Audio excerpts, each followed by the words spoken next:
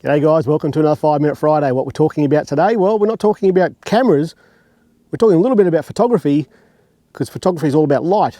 And today I'm going to show you a couple of lights that I've just bought to help with this photography business. And it's pretty bloody cool. Let's have a look.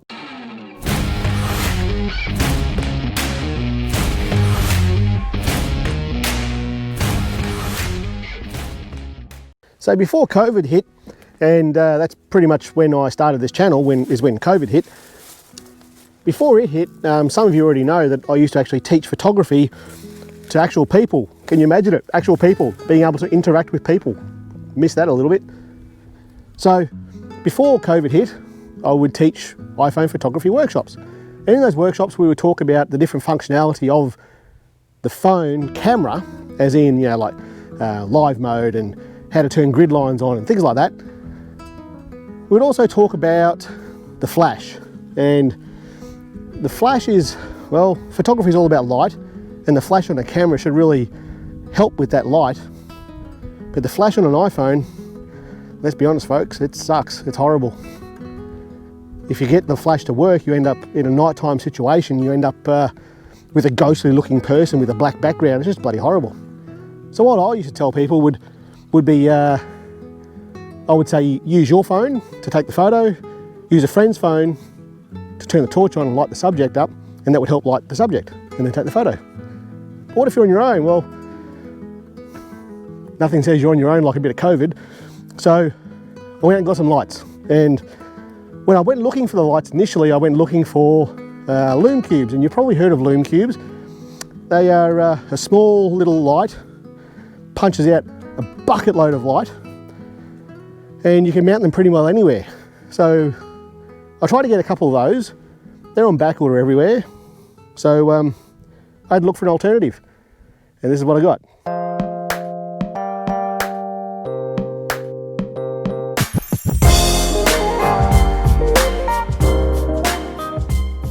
So what I really wanted was a lume cube, and I looked and looked, and lume cubes were on back order every bloody where. It seems that when COVID hit, well, I guess they're made in China too, so everything kind of died down. So I looked at alternatives to lume cubes, and I found a couple. One of them's called Litra, a Litra torch, and that's actually what I ended up getting. If you look at the reviews for Litra torches, there's two versions, version 1, version 2. What I got was version 2. Some of the problems that it had with version 1, I just really didn't want that. One of the main benefits of version 2 over version 1 is the amount of LEDs that it had. It has also the color temperature that it has. It's the closest to what natural sunlight is. What is the actual torch? Well, it's basically portable studio lighting. You can carry these things in your pocket. There's tiny little things. They're about 1.5 inches by 1.5 inches. It weighs roughly 90 grams, so it's virtually nothing. There's nothing to it. That comes with a diffuser, so there's no harsh lights. When you look at it, it's got the cooling fins all around it. That keeps it cool. Well, I can tell you that when these things stay on for a while, it gets a little bit warm. It's got a magnet on the back. It's got 2 mounting screws there that you can screw a light stand or a tripod holder into it. It comes with a couple of mounts there to mount it onto a GoPro or mount it onto a cold shoe on a camera. One charge of this thing will last up to about 4 hours, I found, on the lowest of the 3 settings. And the 3 settings, they come through the one button that's on the little cube. The charge lasts up to 4 hours when you've got it on setting number 1. Setting number 1's the lowest of the brightness of the 3 modes. So you've got 1, 2 and 3, and they get basically brighter as you go through it, and the last one is a strobe. And the way you get to those is just with a single button on top. There's no complicated menu, there's nothing to it. The light's backlit with an LED. It tells you different things as far as where the battery's up to, and that's about all you need to know, because there's nothing else that it does. But what it does do is it pushes out about 800 lumens of light, and I can tell you now it's a bucket load of light, especially with the stuff that we do. It comes with a charging cable, and it comes with a diffuser, and it comes with these 2 little, looks like stickers, but they're not actually stickers. Well, they are stickers, but they're not meant to be used as stickers. What they are, because you've got a magnet on the back of this light, you can stick these to anything. And after you stick them to anything, then you can stick the torch to anything. So you might wonder what I actually wanted this light for. Well, there's the vlogging setup that I use. It's a GoPro Hero 8 in a Ulanzi cover on my little Joby tripod, and that's what I want it for, that light there. That's one of the reasons I wanted this. So vlogging at night time, most of the stuff that I do, it's not necessarily vlogging, but I certainly use a light on top of the camera to light myself while I'm teaching you guys what the hell we're doing with the astrophotography workshops. What else do you want it for though? Have a look at this photo here of this excavator. Look at the light that's all around it. That's all lit up with artificial light, obviously. So when we do astrophotography and we look at the different sort of lighting techniques, well, on that excavator photo, for example, I use a strobe light to strobe all the surrounds and the vehicle itself. But look in the cabin of that photo, that cabin's lit up separately. You've got to use your imagination. I use my iPhone torch inside that cabin on the lowest setting it's got and lit it up just well enough. So with this light that I've got now, what we're going to do tonight, we're going to come down here and we're going to have a look at this absolutely awesome machine. If you saw the Postie bike, very, very first video that I've ever done on YouTube, you'll see there that it is the duck's nuts of motorcycles. This one here, this is like, oh, that was the duck's nuts. This would be the chicken's nuts. This here is a Yamaha Grizzly 350cc quad bike.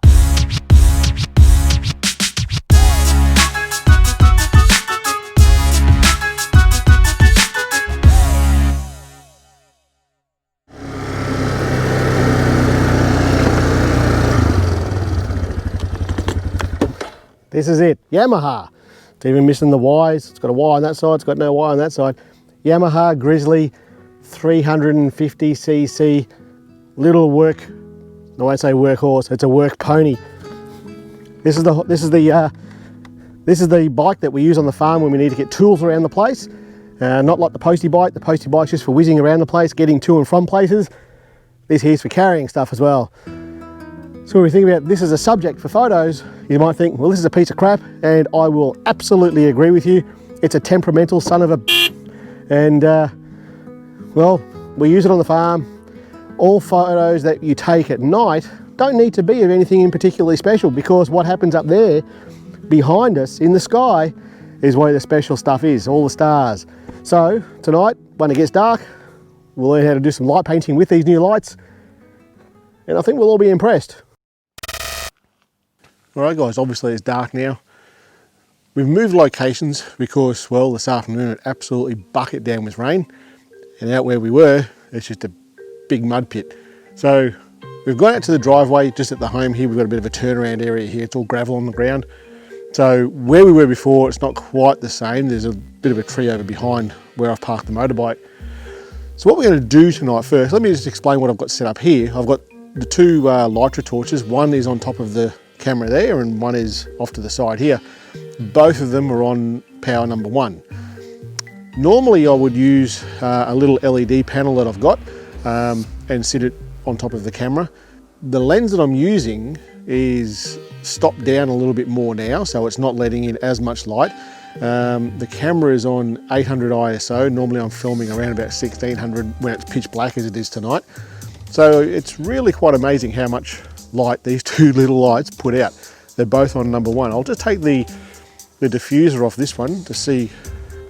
Yeah, it's quite harsh. I'll take the diffuser off this one too. Yeah, really, really harsh, bright light. I'll just put them back on. It's dead easy to put them on. That's like one-handed. It's just a little rubber squishy thing. And that is heaps better. So you've probably seen other videos that I've done where we've done light painting of a subject with the Milky Way up and stars up behind it. This is the main reason I wanted these lights. They're small and I can put them anywhere. So what I'm going to do, the motorbike's sitting behind here.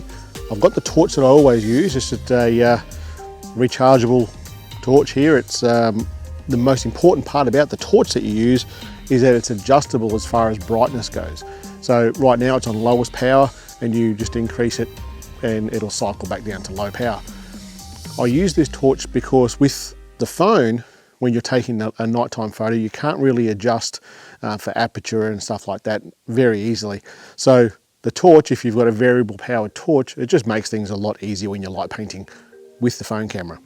So what I'm going to do with these two lights, I'm actually going to put them under the motorcycle and see if we can accentuate some of the detail or the suspension, wheels and stuff like that. Take the photo with the lights on underneath the bike, and I'll also light paint the motorcycle with this torch and we'll see what we get. Let's have a look. So I've just taken those two torches off I will go over and put them underneath the motorcycle. So I'll put one down under the front here, and I'm going to point the light away from the phone, which is set up just over here behind me, and I'll put the second light underneath the back of the motorcycle, again with the light pointing away from where the phone is. Right, so we've got the motorbike set up over here. The phone is just down on the ground here. We've got it low so that you can see more of the sky. So the motorbike's this high, the camera's got to be this high, so it can shoot past the bike and see some stars as well. Right, the motorbike's lit up pretty well. What we're going to do is touch and hold the focus, and what that's going to do is lock the focus to the motorcycle. That way we get nice and crisp photos. Because we're on a tripod here, we can set it straight to 30 seconds and we'll shoot. So it's taking the photo right now. What I'm going to do is head over here and shine some torchlight onto the motorcycle from the front, and then we'll go to the other side and do it from this side. And the reason that we don't do it directly from in front of the camera or behind the camera shooting straight there is that you want some depth to the actual photo.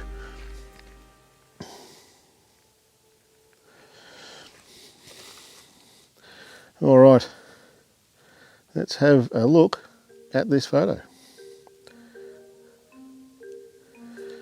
You can see there, it is zoomed in really well. Lots of stars in the sky behind. I'll tell you what, for the lights that are as small as they do a really bloody good job. I'm really impressed with that. I can't wait to try these on something else. Well, I know that this is a 5 Minute Friday and we've gone well overdue, so I'll see you guys on Monday.